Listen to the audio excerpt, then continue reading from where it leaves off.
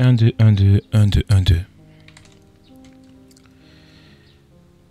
Chers frères et sœurs en Christ, soyez les bienvenus sur les ondes de Radio Marie à Libreville. Je suis l'abbé Godefroy, le père directeur de cette radio de la Vierge Marie. Et aujourd'hui, nous avons la joie de vous offrir la reprise d'une belle émission réalisée par Cathol TV Gabon dans le cadre de leur programme Rencontre. Il s'agit d'un entretien avec l'abbé Virgile Bakoussou-Bernard, prêtre de l'archidiocèse de Libreville, qui nous présente son troisième ouvrage intitulé « Chronique d'un pèlerin d'espérance ». Un témoignage nourri d'expérience, de foi et d'espérance qui nous édifie et nous encourage à marcher, nous aussi, sur le chemin du Christ avec confiance. On se retrouve tout juste après cette production de Cathol TV Gabon. Merci.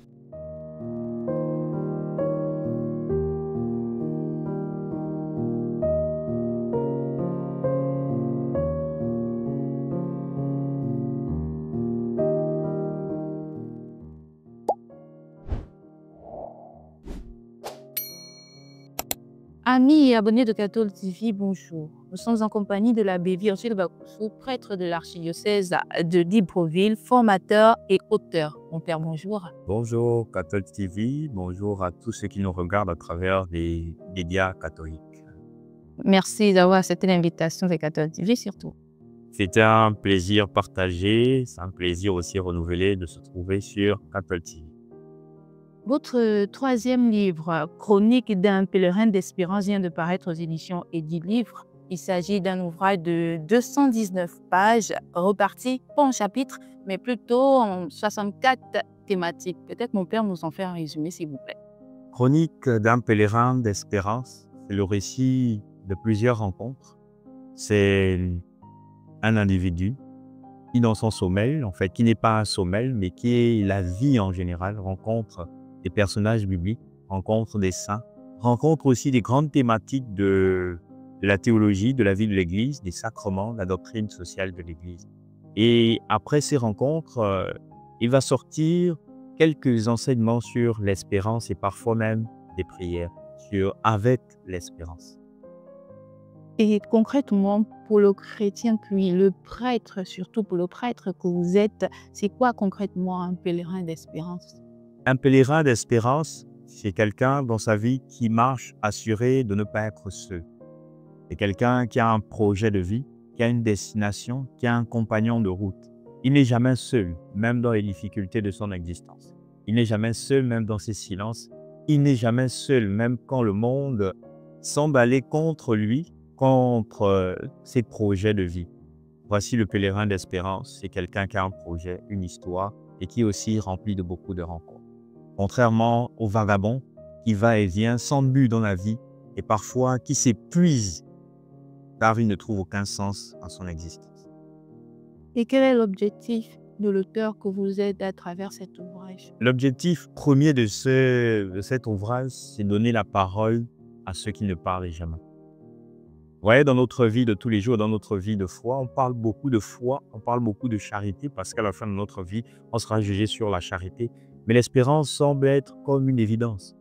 J'ai voulu qu'on revienne sur cette vertu d'espérance en ce temps de jubilé pour donner la parole à des personnes qui ont marqué l'histoire mais dont on n'a jamais entendu mot sortir de leur bouche. Exemple, Monseigneur Jean-Remy Messieux, le frère Grégoire. C'est aussi l'occasion pour moi de rendre hommage à ces personnes qui ont façonné l'histoire de tant de personnes mais qui n'ont jamais peut-être eu la possibilité d'être compris ou encore de laisser quelque chose pour ce monde. On sait que l'écriture d'une œuvre n'est jamais aisée, c'est des moyens, mais surtout du temps que le prêtre que vous êtes. Quel aura été votre cheminement pour parvenir à la concrétisation de ce projet littéraire?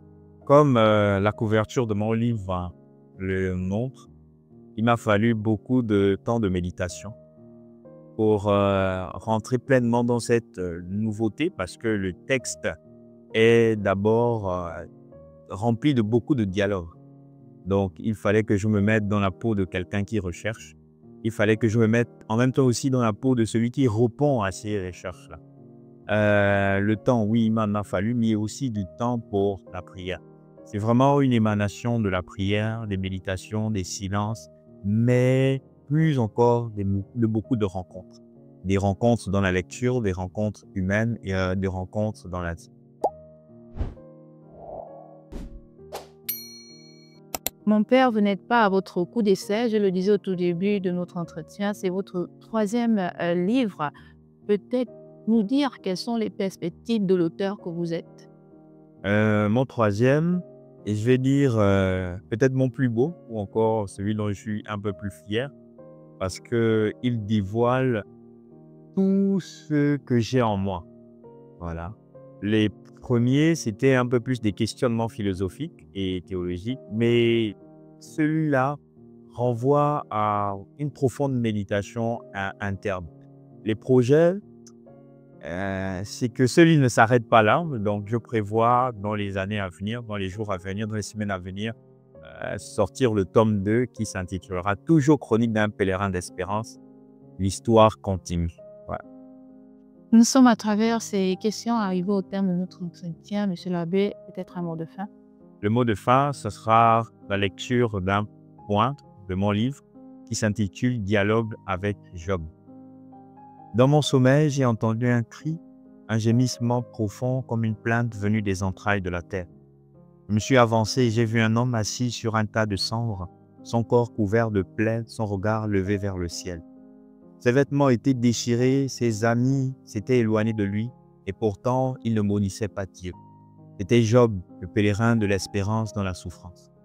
Je me suis rapproché doucement et je lui ai demandé, « Job, comment peux-tu encore espérer alors que tout a été arraché? Tes biens, ta famille, ta santé, tout semble perdu. » Il a levé vers moi un regard brûlé par la douleur, mais habité par une lumière intérieure. L'espérance ne vient pas de ce que l'on possède, mais de celui qui ne nous abandonne jamais. Oui, j'ai tout perdu, mais il me reste une chose, ma confiance en Dieu. Même si je ne comprends pas ses voix, même si mon cœur est brisé, je sais qu'il est là. Je l'ai regardé en silence. Moi aussi, j'avais connu des épreuves, des jours où tout semblait s'effondrer, où le silence de Dieu pesait comme une pierre. Mais Job, ai-je murmuré, où trouves-tu la force de tenir? Il a pris une poignée de cendre dans sa main et l'a laissée s'écouler entre ses doigts, parce que mon Rédempteur est vivant et qu'un jour il se lèvera sur la poussière. Aujourd'hui, je souffre, mais je sais que Dieu ne m'a pas oublié. Il ne permet pas l'épreuve pour m'anéantir, mais pour me purifier comme l'or dans le feu. Les paroles résonnèrent en moi comme une vérité oubliée. L'espérance ne signifie pas l'absence de douleur, mais la certitude qu'elle n'aura pas le dernier mot. Alors Job se redressa, et malgré ses plaies, il leva les mains vers le ciel. Dieu donne, Dieu reprend, que son nom soit béni. Il ne m'a pas abandonné, il me restaurera. Le vent s'est levé, emportant la poussière de sa souffrance comme un murmure d'éternité. Je me suis réveillé, mon cœur portait encore ses blessures, mais elle n'était plus vide de sens, car l'espérance ne s'éteint jamais, même au creux de la douleur. Elle est la promesse que derrière la nuit se lève toujours l'aube de la rédemption. C'est l'espérance avec Job, que ces écrits nous donnent à tous de marcher dans l'espérance pour la seule gloire de Dieu et celle de nos frères les hommes. Amen. Et voilà, chers auditeurs et auditrices de notre belle radio Maria Libreville, nous arrivons au terme de cette belle reprise de l'émission Rencontre de Cathol TV Gabon, consacrée à l'abbé Virgile Bakoussou-Bernard et à son troisième ouvrage, Chronique d'un pèlerin d'espérance. Que ce témoignage et cette réflexion nous aident à raviver notre espérance chrétienne et à persévérer dans notre marche à la suite du Christ.